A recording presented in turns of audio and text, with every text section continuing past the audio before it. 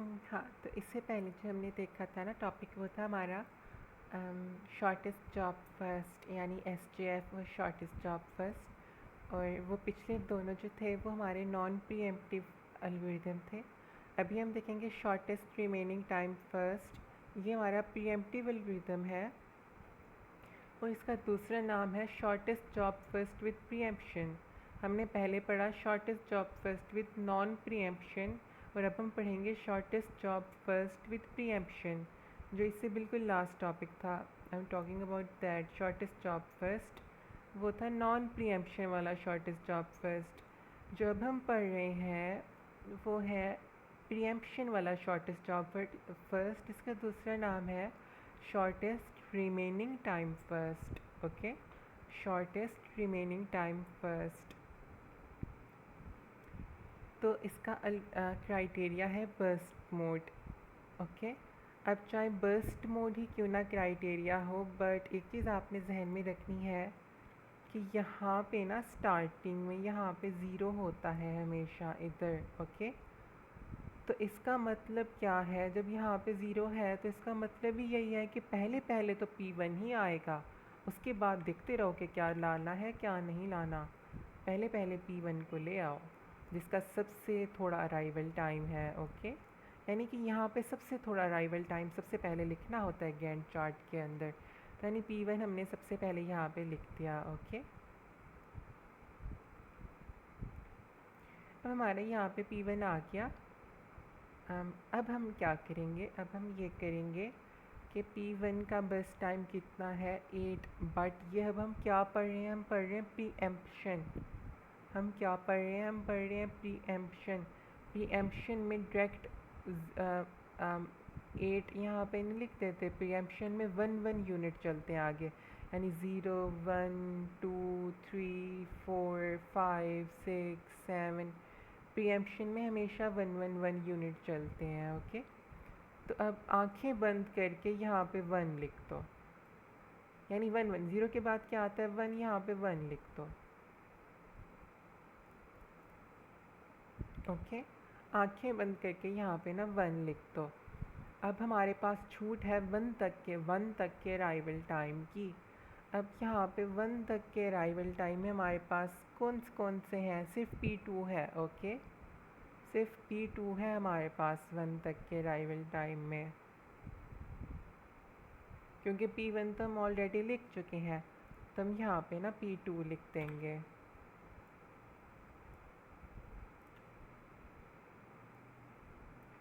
Okay, तो हमने यहाँ पे P2 लिख दिया। और P2 के बाद भी मैंने कहा ना यहाँ पे अब बस टाइम को देखो ही ना, अब हमने क्या क्या चलना है, हमने 1 चलना है। ओ सॉरी, एक चीज़ आई फॉरगॉट कि हमने P1 यहाँ पे लिखा ना, और P1 को हमने 1 यूनिट तक चला दिया। P1 को हमने कहाँ तक चलाया, 1 यूनिट तक। तो इसका मतलब ये है कि P1 का टोटल बस टाइम कितना था, 8 था। टोटल बस टाइम कितना था, 8। हम उस 8 को काट के ना यहाँ पे 7 लिख देंगे। ओके, क्योंकि हम 1 यूनिट चला रहे हैं ना हर प्रोसेस को। अब ये प्रोसेस 1 यूनिट एग्जीक्यूट हुआ, तो टोटल उसके कितने एग्जीक्यूशन थे, बस टाइम P1 के 8 थे, तो हमने 8 को कट करके 7 लिख दिया।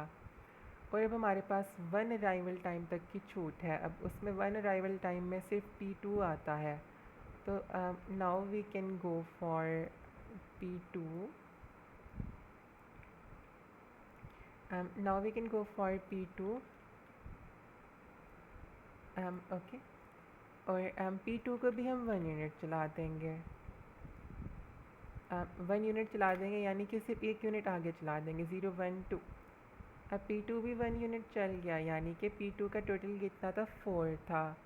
तो हमने 4 को कट करके अब क्या लिखना है यहाँ पे, हमने 4 को कट करके यहाँ पे ना 3 लिख देना है। ओके, सॉरी, यहाँ पे 3 तो पढ़ा ही नहीं जा रहा। हाँ, अब हमने यहाँ पे 3 लिख दिया 4 को कट करके ना। तो अब यहाँ पे देखो, अब हमारे पास कहाँ तक की छूट है, 2 तक की छूट है, 2 अराइवल टाइम की। तो टू अराइवल टाइम में हमारे पास फिर कौन सा आ रहा है, P3 आ रहा है। तो now we can write P3 here. Okay, अब हमने यहाँ पे ना P3 लिख दिया क्योंकि हमारे पास छूट कहाँ तक की है, 2 तक की है। तो हमने यहाँ पे ना P3 लिख दिया। बट यहाँ पे ना एक और चीज़ भी, I forgot to tell you, my god I am forgetting things. हमने ना यहाँ पे ना अब P2 को जो सिलेक्ट किया, अब P2 के बाद हमने P2 को 1 यूनिट चला दिया। ओके, P2 को कितने यूनिट चला दिया, 1 यूनिट, 1 से लेकर 2 तक 1 यूनिट चला दिया। और हमने यहाँ पे इसका बस टाइम कितना कर दिया, 3 कर दिया। और अब यहाँ पे हमारे पास कहाँ तक की छूट है, 2 तक की छूट है, यानी हम 2 तक कोई भी प्रोसेस चला सकते हैं, यानी 2 अराइवल टाइम तक। अब 2 अराइवल टाइम तो P1 का भी है, P2 का भी है, P3 का भी है, क्योंकि ये दोनों भी पूरी तरह से ख़त्म नहीं हुए। तो ये दोनों भी अभी भी कंपटीशन में है यहाँ पे आने के लिए। P1 दोबारा आना चाह रहा है यहाँ पे, क्योंकि P1 तो पूरी तरह से ख़त्म नहीं हुआ, ऐसे ही है ना। और P2 भी दोबारा आना चाह रहा है, 1 यूनिट बेशक चल गया, लेकिन P2 कह रहा है मैंने दोबारा आना है अगले डब्बे में। बट हम चूज़ किस तरह से करेंगे, हमारे पास 2 तक अराइवल टाइम, यानी इन 3 में से हम कोई भी चूज़ कर सकते हैं, क्योंकि हमारे पास 2 तक की छूट है, 2 अराइवल टाइम तक की, 2 अराइवल टाइम तक की छूट है हमारे पास। तो इन 3 में से हम कोई भी चूज़ कर सकते हैं अगले डब्बे में डालने के लिए। बट कैसे चूज़ करेंगे, criteria is burst mode. Okay, criteria is burst mode. अब इन तीनों में से सबसे कम बर्स्ट मोड किसका है, इसका तो 7 है, इसका 3 है, इसका 2 है। तो हम सबसे कम बर्स्ट मोड वाले को इस डब्बे में डालेंगे, जो P3 है, इसका 2 है बर्स्ट मोड। अब हम यहाँ पे P3 को डाल देंगे।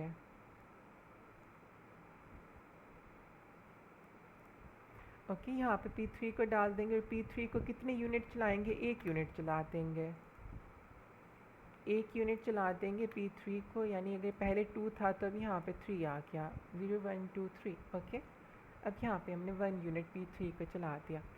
तो अब हम आगे किस तरह से बढ़ेंगे, अब हम देखेंगे कि हमारे पास अपना 3 तक की छूट है। अब हम इन 3 तक में से 3 अराइवल टाइम की छूट है।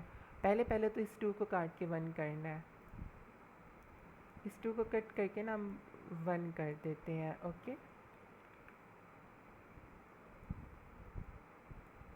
अब ये 2 कट होके 1 हो गया। अब हमारे पास ना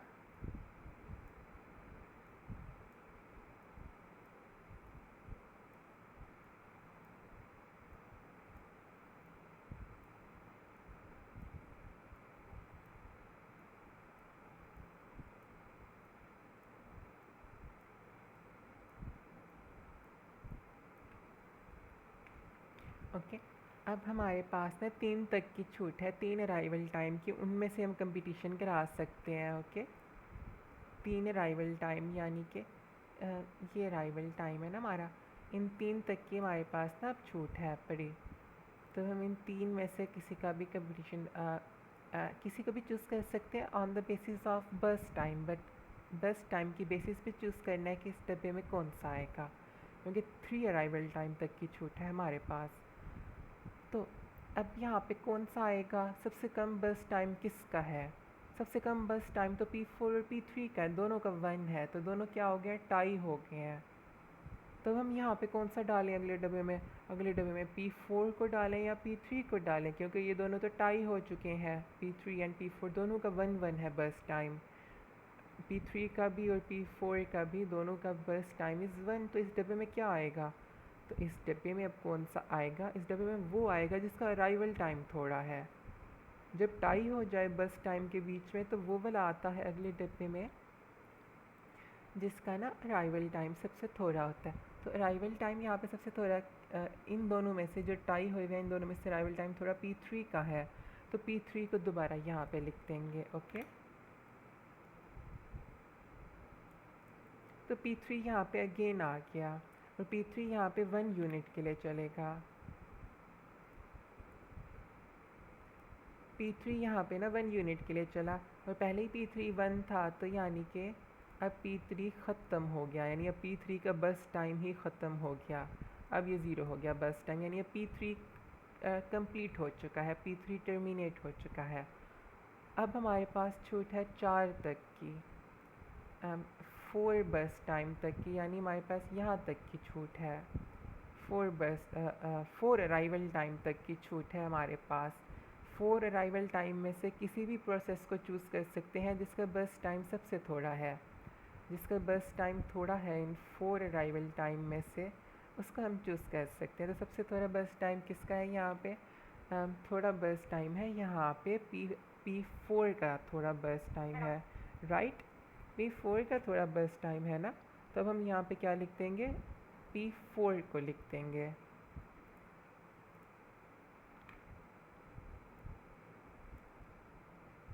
P4 का सबसे थोड़ा बस टाइम था 1 था, तो हम P4 को भी 1 यूनिट के लिए चला देंगे।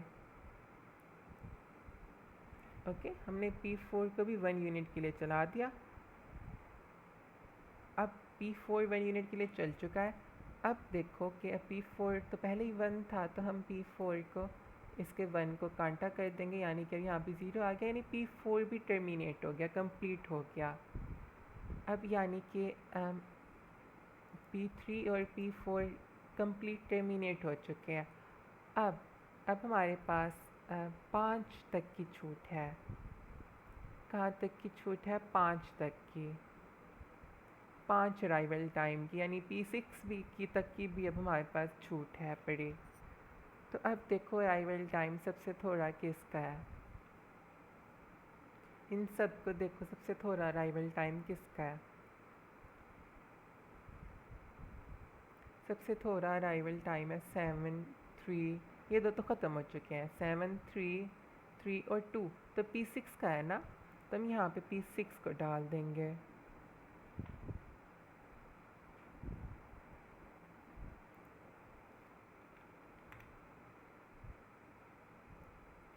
I am sorry, I was saying arrival time नहीं, बस टाइम। ओके, हम बस टाइम की बेस पे डिसाइड करेंगे कि कौन सा यहाँ पे आएगा।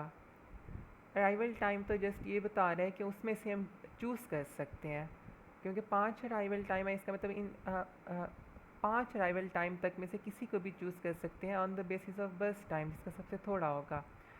इन सब में से सबसे थोड़ा बस टाइम किसका है? P6 का है, 2, तो हमने P6 को यहाँ पे लिख दिया। और P6 को भी हम 1 यूनिट के लिए चलाएंगे। ओके, 1 यूनिट के लिए हमने P6 पे चला दिया। अब यहाँ पे 6 आ गया, तो हम इसको यहाँ से ना कट करके यहाँ पे 1 लिख देंगे। ओके, 1 यूनिट के लिए P6 को चला दिया। अब हमारे पास 6 अराइवल टाइम, यानी अब हम सब में से किसी को भी देख सकते हैं कि चूज़ कर सकते हैं। तो अब हम अगेन देखेंगे सबसे थोड़ा बस टाइम किसका है। सबसे थोड़ा बस टाइम P6 का है ना, फिर से 1, 1, 3, 3, 7, क्योंकि ये दो तो ख़त्म हो चुके हैं, P3 और P4। तो हमारे पास 1, 3, 3 और 7, तो 1 को चूज़ करेंगे, P6 को अगेन यहाँ पे P6 आ जाएगा। अगेन P6 को 1 यूनिट के लिए चलाएंगे। हाँ, तो 1 यूनिट के लिए P6 हमारा चल गया। अब P6 तो बिल्कुल ही ख़त्म हो गया। ओके, P6 अब 0 हो गया, यानी कि P6 को हमने काट दिया। अब हमारे पास P1, P2 एंड P5 बच गए। तो अब हम देखेंगे कि इनमें से कौन से का बस टाइम सबसे थोड़ा है। तो बस टाइम इधर मैच हो रहा है P2 एंड P5 का। ओके, P2 एंड P5 का बस टाइम जो है ना, वो मैच हो रहा है। अब देखो P2 एंड P5 में से किसको हम पहले लाएंगे, क्योंकि ड्रॉ हो गया है, तो उसको लाएंगे जिसका अराइवल टाइम सबसे थोड़ा होगा। तो P2 को यहाँ पे लिख देंगे।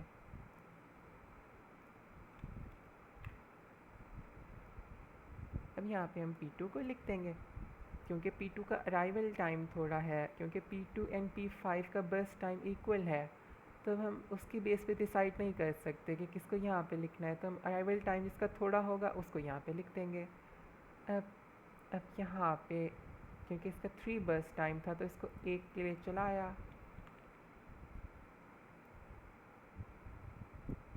और इसके 3 को काट के हमने 2 कर दिया।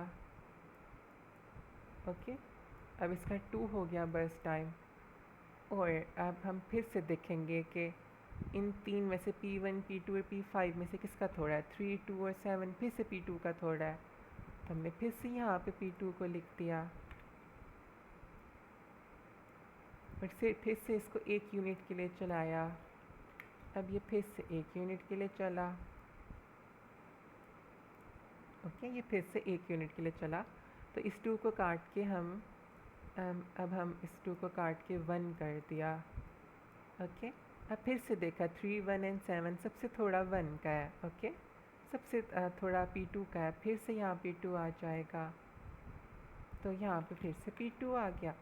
और हमने फिर से यहाँ P2 को करा, 1 यूनिट के लिए चलाया, 10 तक चलाया और फिर इस 1 को भी काट दिया। अब यानी यहाँ पे 0 आ गया, तो यानी P2 भी ख़त्म। तो वहाँ पे 2 प्रोसेस रह गए हैं, P1 एंड P5। तो P1 और P5 में सबसे छोटा P5 है, तो हम P5 को चलाएंगे। ओके, हमने P5 को चलाया, कितने 1 यूनिट के लिए चलाया।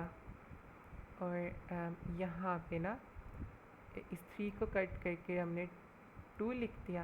और फिर से देखेंगे 2 और 7 में से, क्योंकि अब हमारे पास P1 और P5 ही बचा। 2 और 7 में से 2 सबसे छोटा बस टाइम है। फिर से P5 को चलाया, फिर से हमने P5 को चलाया, 1 यूनिट के लिए चलाया।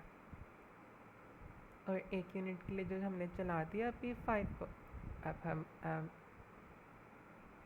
फिर से इस 2 को ना कट करके, इस 2 को कट करके यहाँ 1 लिख दिया हमने। अब फिर 1 और 7 में से थोड़ा छोटा फिर 1 है, फिर P5 को चलाया।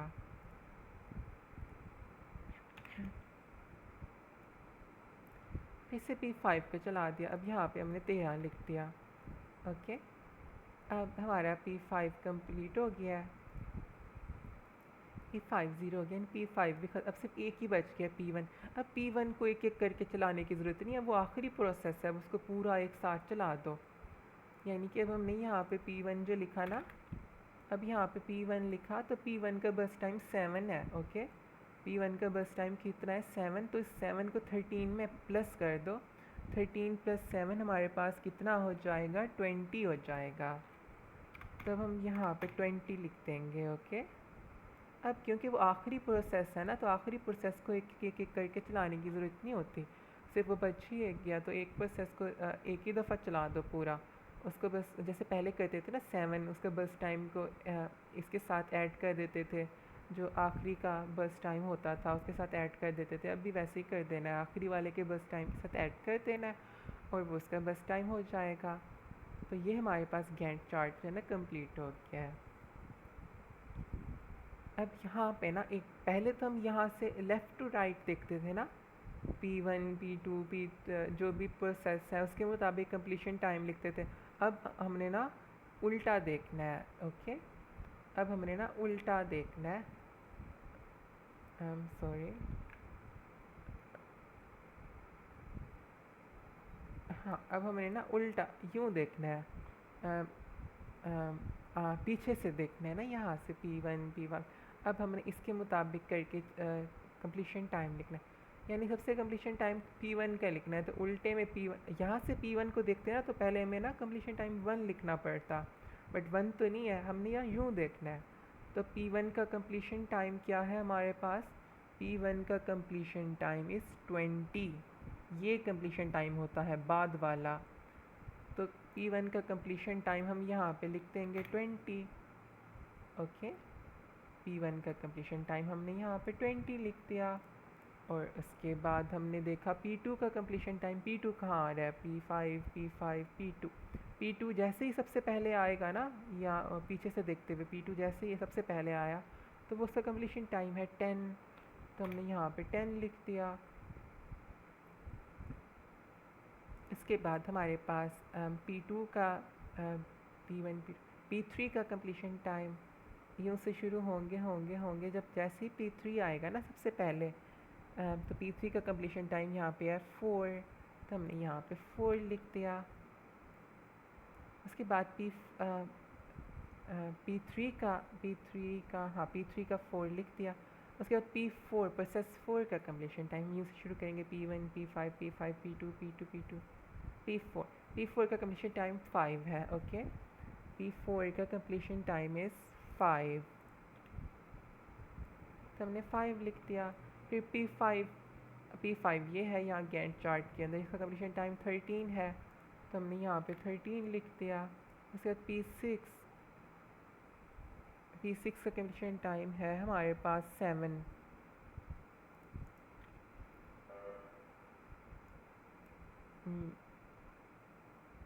ये P6 का 7 कम्प्लीशन टाइम हमने लिख दिया यहाँ पे। ओके, अब हम यहाँ पे कैलकुलेट करेंगे turn around time. Turn around time कैसे आता है, CT माइनस 80। CT में से 80 माइनस कर दें तो टर्न अराउंड टाइम आ जाता है CT minus 80। 20 minus 0 20,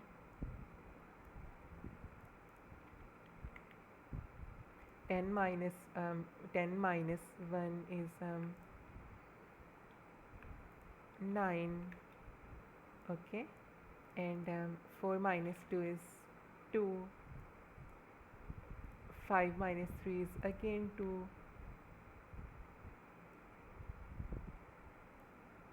13 minus 4 is 9. 7 minus 5 is 2.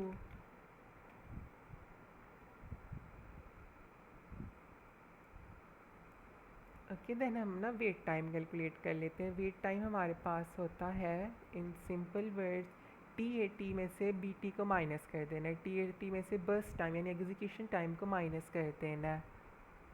20 minus हमारे पास 20 माइनस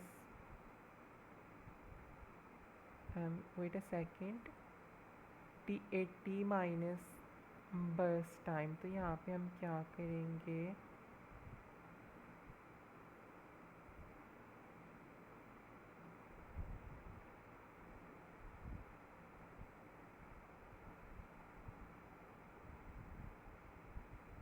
हाँ, तो जो हमारे पास अब यहाँ पे क्या करेंगे, जो पहले उसका बस टाइम था ना, कटिंग वाले नहीं, वही मेरा दिमाग घूम गया कि यहाँ 7 क्यों है, और कटिंग तो हमने खुद की थी ना, वो बस टाइम जो पहले लिखे हुए थे ना 842, वो हमारे पास बस टाइम थे। ओके, 842 यहाँ पे 1 था, यहाँ पे 1 था, एक ही कट किया मैंने, फिर 0 लिखा, 3 था, यहाँ पे 2 था, तो हमने उनके मुताबिक करना है। तो TAT माइनस BT 20 माइनस 8 करना है, तो ये यहाँ पे आ जाएगा हमारे पास 12। 20 माइनस 8 12, और हम फिर 9 माइनस 4 ये आ जाएगा 5। ओके, 9 माइनस 4 ये हमारे पास आ जाएगा 5।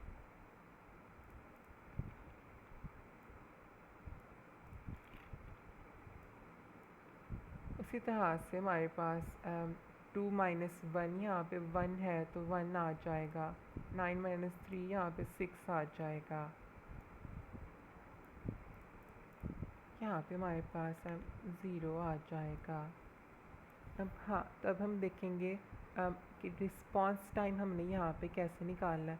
और वन मोर थिंग, यहाँ पे जो रिस्पांस टाइम है वो वेट टाइम के इक्वल नहीं होगा, क्योंकि ये प्रीएम्पशन है। नॉन प्रीएम्पशन के अंदर वेट टाइम रिस्पांस टाइम के ना इक्वल होता है, बट ये यहाँ पे ना प्रीएम्पशन है, तो प्रीएम्पशन के अंदर रिस्पांस टाइम जो है ना वेट टाइम के इक्वल नहीं होता। तब हम यहाँ पे ना रिस्पांस टाइम कैलकुलेट करते हैं कि सबसे पहले CPU जब उस प्रोसेस को मिला, सबसे पहले जब उस प्रोसेस को CPU मिला उसमें से उसका अराइवल टाइम को माइनस कर लेना है। तो P1 को सबसे पहले CPU कहाँ पे मिला, यहाँ 0 पे मिला, तो 0 माइनस 0 0 हो गया। अब ये पीछे से नहीं देखना, ओके, अब यूं ही देखना है, क्योंकि हम सबसे पहले CPU की बात कर रहे हैं, तो इस P1 को देखेंगे। सबसे पहले P1 को CPU 0 पे मिला ना, तो 0 माइनस 0 0 हो गया। उसके बाद P2 को सबसे पहले CPU 1 पे मिला, तो 1 माइनस 1 फिर 0 हो गया। सबसे पहले CPU मिला उसमें से 80 को निकाल देना है। P3 सबसे पहले उसको 2 पे मिला, 2 माइनस 2 फिर 0 हो गया। P4 यानी 4 4 माइनस 3 यहाँ पे 1 हो गया। और P5 10, 10 माइनस 4 यहाँ पे हमारे पास ये 6 हो गया। ओके, ये यहाँ पे 6 हो गया। और P6 यानी 5 पे P6 को सबसे पहले मिला था CPU। 5 माइनस 5 ये फिर 0 हो गया। यहाँ भी 5 है ना, तो 5 माइनस 5 0 हो गया। तो ये हमारे पास रिस्पॉन्स टाइम्स है। तो यही हमारे पास पूरा शॉर्टेस्ट रिमेनिंग टाइम फर्स्ट का फंड है, जिसको हम shortest job first with preemption भी बोलते हैं।